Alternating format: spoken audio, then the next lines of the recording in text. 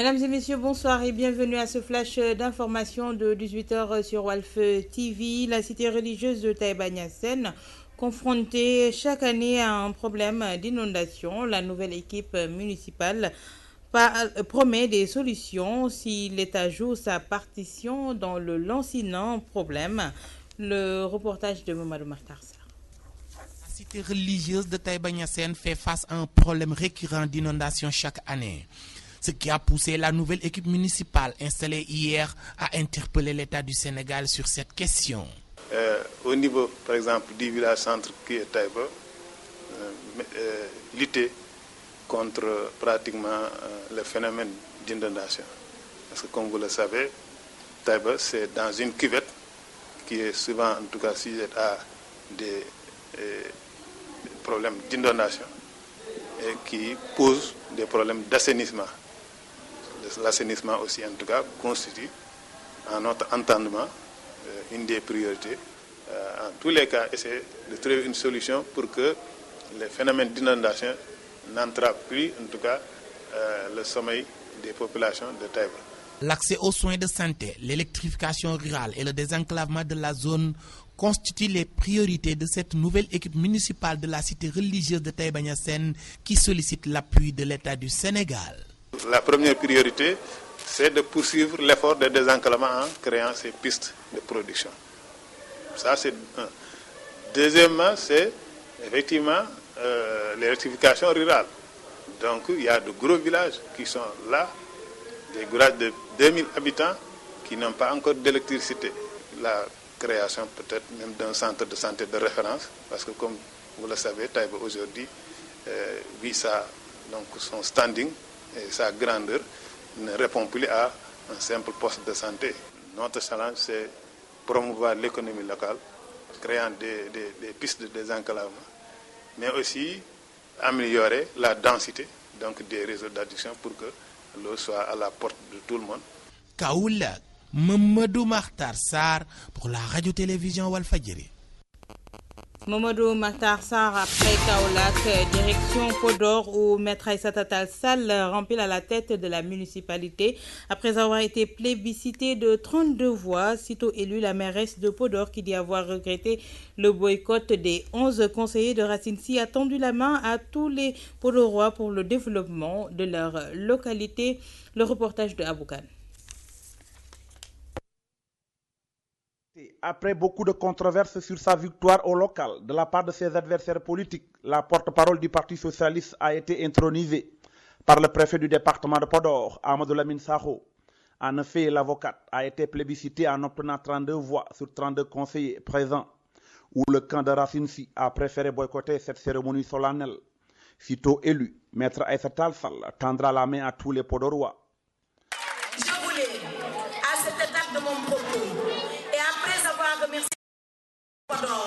remercier tout le conseil municipal de Podor. Ce conseil municipal qui nous a investis de sa confiance.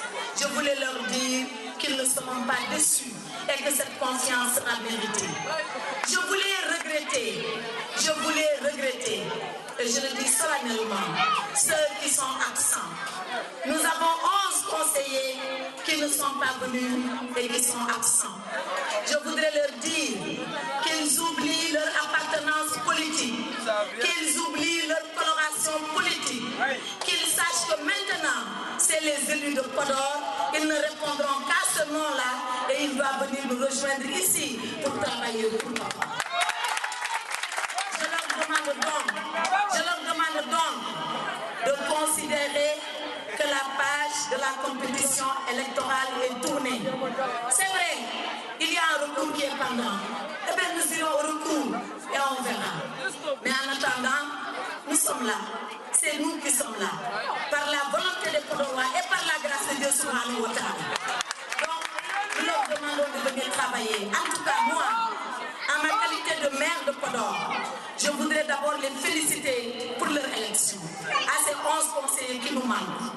Les féliciter et aussi les remercier parce qu'ils ont été dans le jeu électoral. Je remercie tous ceux qui ont voté pour Benno Agnès. Quant à Mansour Sall, il retrouvera son poste de premier adjoint au maire. et le deuxième adjoint a été attribué à l'ancien député Issa Ly issu du MPCL. Cette élection s'est terminée par une manifestation de joie de la part des partisans de Aïssata Tall Sall à Podor Kane pour la télévision Walfadjri. Les nouveaux maires sont attendus sur beaucoup de questions qui peuvent résoudre les difficultés des populations. Ces dernières estiment également que les élus locaux doivent éviter de dépenser illégalement les fonds alloués à la municipalité. Le reportage de Fatou Dioufay. L'élection locale passée, les maires élus attendus sur plusieurs dossiers, notamment sur le front social. Que les maires règlent les problèmes des populations pour lesquelles ils ont été élus. C'est ce qu'on attend des maires, c'est simple. C'est l'amélioration de cité dans le cadre de vie, de la santé, de l'éducation. Parce que les gens sont fatigués actuellement. Tout le monde est fatigué. La santé est à genoux, l'éducation est à genoux. Donc, qui gagne, gagne, qui perd, perd. Ce n'est pas la peine de faire rentrer des recours pour amener des suspicions sur la mentalité des gens. Une bonne gouvernance locale, c'est ce que prônent les populations. Le fait d'être maire ne veut pas dire que tout m'appartient. Choisir tes gens ou choisir ceux qui vous ont élus. Il n'y a rien de plus pur que ça. On t'a donné une mairie, gère-le facilement, respecte les lois facilement. Mais quant à être un maire et tout est pensé, c'est uniquement dans le fait d'organiser des manifestations qui ne fait pas avancer le quartier, donc c'est aberrant. Il n'y a rien de plus tel que ça. Organiser des ngoyans, organiser des séminaires, tout ça c'est du gaspillage. Concernant les recours, certains pensent que c'est une prolongation inutile. Les recours, ça c'est des faux problèmes.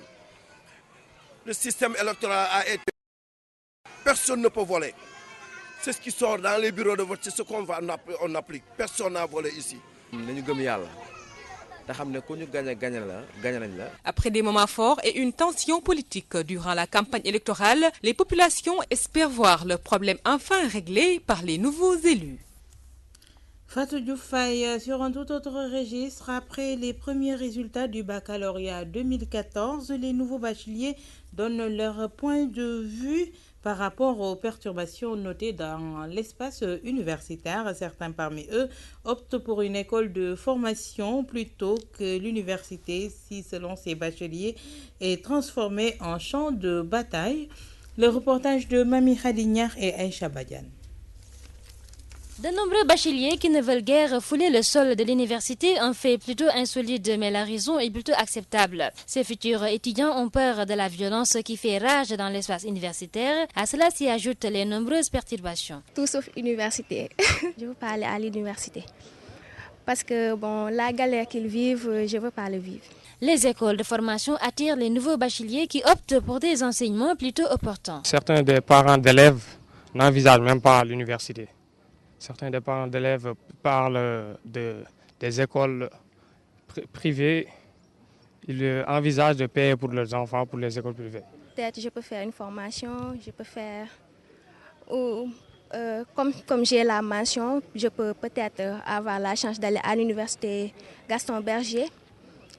Peut-être si je vais là-bas, ce sera mieux. Mais à l'université Cheikh Anta Diop, avec mes frères, la galère qu'ils vivent, je ne veux pas aller là-bas. Très confortés par leur position, ces potages indexent du doigt la non-orientation des nouveaux bacheliers et les diplômes universitaires qui ne mènent pas à la vie active. Il y a des problèmes par rapport à l'orientation parce qu'il y a des élèves qui n'ont pas été orientés depuis l'année dernière et qui finissent parfois par chercher d'autres travaux à faire en attendant les orientations. Je vois toujours des élèves qui ont eu le bac l'année dernière et qui sont toujours en train de déambuler comme ça, ils n'ont rien à faire.